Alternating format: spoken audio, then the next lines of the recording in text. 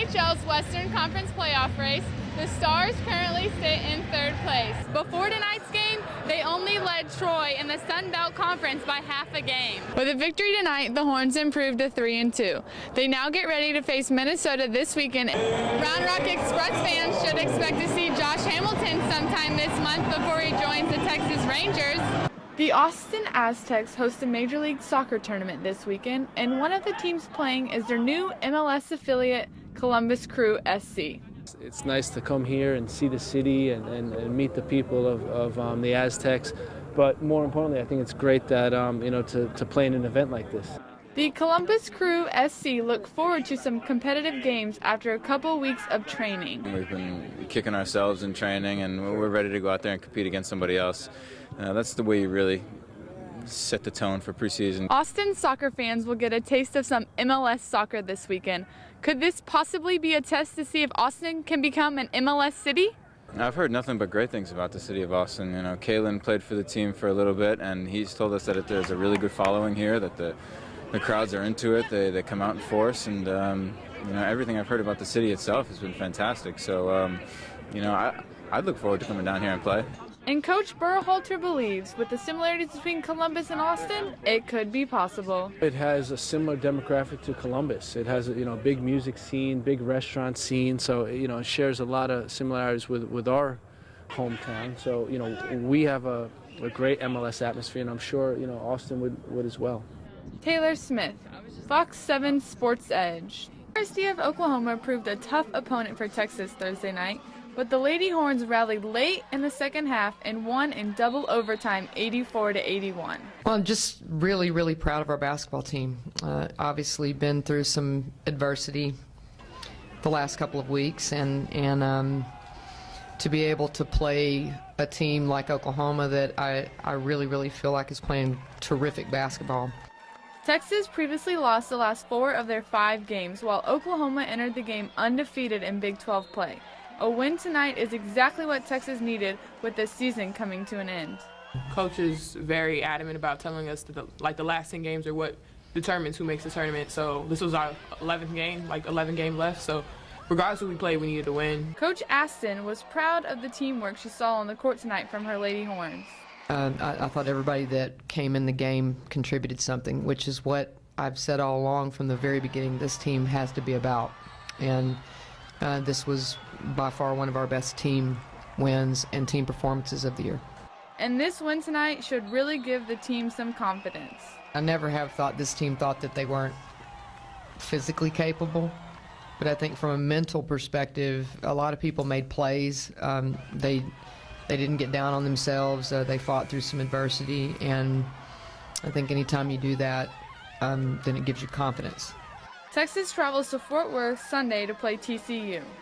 Taylor Smith, Fox 7 Sports Edge. Former University of Texas and NFL running back Cedric Benson is back in Austin. Taking some classes at UT, spending some time in the community, here, spending some time with the kids. Cedric volunteers at an after-school mentoring program, Out of the Box. I think growing up without a father around and growing up in somewhat of a broken home, you kind of want to mend those things, and you kind of want to maybe reach out and maybe reach into some lives who are experiencing the same things you are, because you can directly relate. Cedric knows his football career is over, but this after-school program is helping him find a new identity. I knew when I was a kid I wanted to be a football player, right. But now that that's, kind of on the back end of things, I'm not sure. So, like I say, what I meant by finding myself here, this is where I am, and I'm just going to let life take me, where it wants me to be. I'm not going to put up no force or resist. Through these kids, Cedric learns valuable life lessons. A couple weeks ago, my kid Jarvis and another guy who didn't speak no English was running around kicking it all day long, you know what I mean? But my man spoke no English, and but that didn't seem to matter. So I just saw that as a real, kind of awesome and pivotal moment. And the kids, they have no idea Cedric once played in the NFL. They don't know who I am, but like I said, they get a sense that there's something going on. And so, like, everybody, the first day when we came here, everybody was kind of gravitating towards me, wanting to play once we got out here on the court and stuff. Taylor Smith, Fox 7 Sports Edge. What you like to do when we come home? After a tough road loss to West Virginia, the men's basketball had to go on the road again. Saturday afternoon, they played at Allen Fieldhouse in Lawrence, Kansas. Let's take a look at highlights from the game. With 9:08 left in the first half, Isaiah Taylor goes coast to coast and makes the difficult layup shot between two defenders and converts the and one. Texas leads the game now 22-21. On the last play of the first half, Javon drives to the middle and passes it to DeMarcus Holland, who makes the three. That play takes us into halftime, 34-31 Texas. Coming out of half, we have a dunk by Cameron Ridley. Texas takes the lead again, 38-36.